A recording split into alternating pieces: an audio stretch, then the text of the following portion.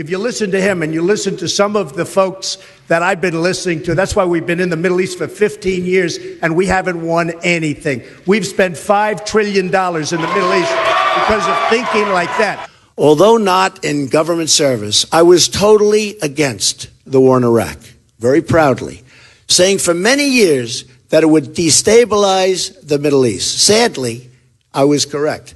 And the biggest beneficiary has been Iran, who is systematically taking over Iraq and gaining access to their very, very rich oil reserves. She talks tough against Russia, but our nuclear program has fallen way behind, and they've gone wild with their nuclear program. Not good.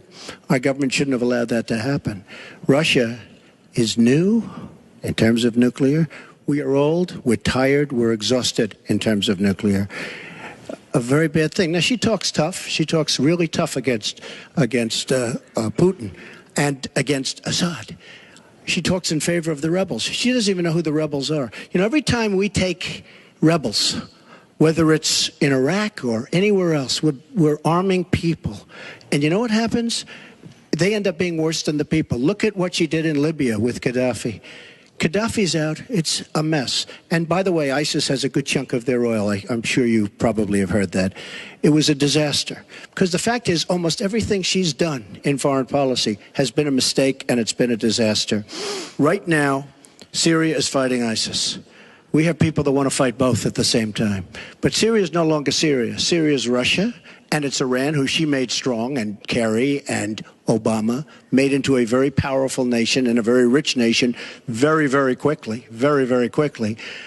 I believe we have to get ISIS. We have to worry about ISIS before we can get too much more involved. She had a chance to do something with Syria. They had a chance. I have 200 generals and admirals who endorse me. I have 21 Congressional Medal of Honor recipients who endorse me.